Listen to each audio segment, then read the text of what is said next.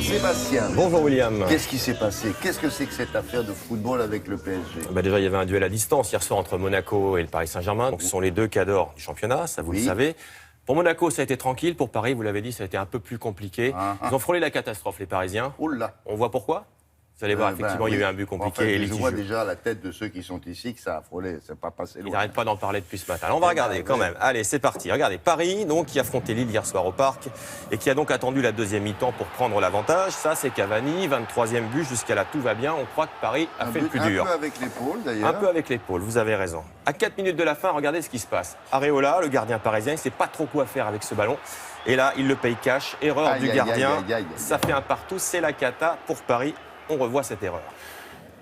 Les Parisiens, ils sont énervés, ils poussent dans les arrêts de jeu et ça paye puisque Lucas trouve l'ouverture ici. Mais regardez, c'est le gardien qui remet avec le bras en scène Lucas. Donc il n'y a pas a priori hors-jeu. Et Areola, lui, il est sauvé par ses joueurs. Paris qui l'emporte donc. Monaco, au même moment, le leader donc jouait contre Montpellier. Ça a été plus simple, victoire des Monégasques avec d'abord ce but de Guil qui ça fait 1-0.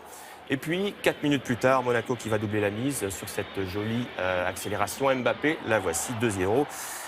Montpellier qui va quand même réduire le score. Ça va faire 2-1. Monaco tranquille, donc je vous l'ai dit, est toujours leader du championnat avec 3 points d'avance sur Paris ce matin.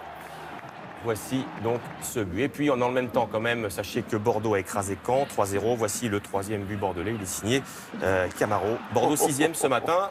Caen 15e, pas très loin de la zone de relégation. Donc, a priori, on a revu les ralentis. Il n'y a pas de hors-jeu. Paris a mérité sa victoire. Ah, bon. Donc, il n'y a pas de contestation. Il n'y a pas de contestation. Il faut regarder les ralentis. Voilà. Mais oui, c'est fait pour ça. Merci beaucoup. Qu'est-ce qu'on a d'autre? On a du tennis aussi. Alors, vous vous souvenez, il y avait l'Open d'Australie il y a quelques jours, avec une finale mémorable, Federer-Nadal. On est revenu un petit peu sur terre. On est à Montpellier maintenant, avec un tournoi français. Pas mal de Français engagés. Et notamment ce garçon, Benoît Paire, qui est tranquille, vous voyez. On est tranquille sur un terrain de temps en temps. Tranquille parce qu'il a passé une bonne soirée. Benoît Paire, il l'a emporté contre le Russe Kachanov, 7-6, 6-4. On vient de voir la balle de match. Benoît Paire qui était le seul Français qualifié hier pour le deuxième tour. Aujourd'hui, on suivra Julien Beneteau et Paul-Henri Mathieu. Et puis, du ski avec la première épreuve des championnats du monde à Saint-Maurice, c'est en Suisse, c'est le Super G dames. À l'image, celle que vous voyez là, c'est Tessa Worley. Alors le Super G, c'est pas sa spécialité, mais elle visait quand même le podium. C'est raté. Au chrono, elle termine seulement 8e, donc petite déception pour la Française.